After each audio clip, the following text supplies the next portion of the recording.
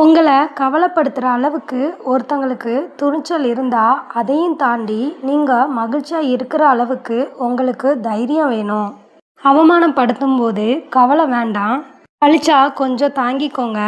ஒரு நாள் வாழ்ந்தா கூட உங்களை மாதிரி வாழணும் அப்படின்னு உதாரணமாக காட்டுவாங்க. சிரிக்கிறவங்க எல்லாருமே கவலை இல்லாமல் வாழ்கிறவங்க கிடையாது. கவலையை மறக்க கற்றுக்கிட்டவங்க. கடந்து போனதை நினச்சி கவலைப்படாதீங்க.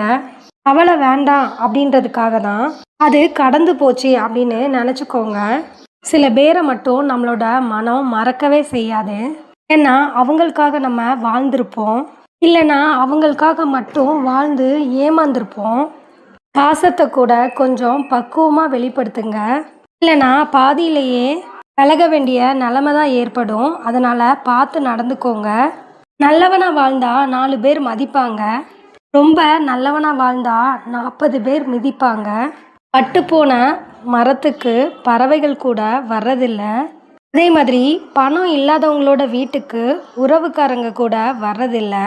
உங்களுக்குன்னு ஏதாவது வச்சுக்கோங்க. யார் வந்தாலும் போனாலும் கவலை இல்லை. பிடிக்கலை அப்படின்னு விலகி செல்றவங்க கிட்ட காரணம் கேட்காதீங்க. ஏன்னா காரணங்கள் அவங்களுக்கு ஏற்ற மாதிரி உருவாக்கப்படலாம்.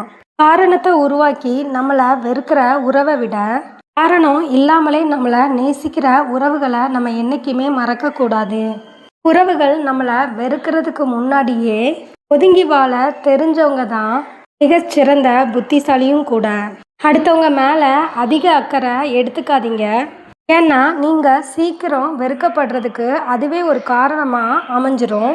நம்மளை புரியாத இடத்துல ஒவ்வொன்றுக்கும் விளக்கம் சொல்லி புரிய வைக்கிறத விட அவங்களோட புரிதல் என்னவோ அவங்களோட விருப்பம் என்னமோ அதுபடியே இருக்கட்டும் அப்படின்னு மௌனமாக நகர்ந்து செல்றதே சரி.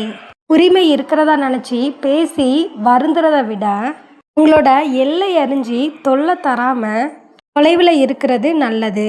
கேட்டு பெறப்படுற அன்பில் உண்மை இருக்காது. கேட்காம கொடுக்கப்படும் அன்புக்கு மதிப்பு இருக்காது. இல்லையே அப்படின்னு நினச்சி ஒருபோதும் வருந்தாதீங்க. இருந்து இழக்கிறத விட இல்லாமல் இருக்கிறதோட வலியானது ரொம்ப குறைவு தான். வாழ்க்கையில் நம்ம அடைஞ்ச இன்ப துன்பத்தை எல்லாமே மறந்துடலாம்.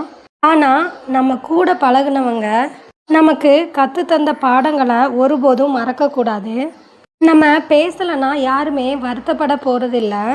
நம்மளோட இடத்துக்கு வேற ஒருத்தங்களை தேர்ந்தெடுத்துருவாங்க. ஸோ இந்த மாதிரி அடுத்தடுத்த யூஸ்ஃபுல்லான வீடியோஸ்க்கு நம்ம சேனலை ஃபர்ஸ்ட் டைம் வாட்ச் பண்ணுறவங்க மறக்காமல் சப்ஸ்கிரைப் பண்ணிக்கோங்க. அண்ட் பெல்லைக்கானை கிளிக் பண்ணி ஆல்ன்ற சிம்பிளை ப்ரெஸ் பண்ணிக்கோங்க. அப்போ தான் நம்ம அப்டேட் பண்ணுற ஒவ்வொரு வீடியோஸும் உங்களுக்கு இமிடியேட்டாக ரீச் ஆகும். தேங்க்யூ. உங்களை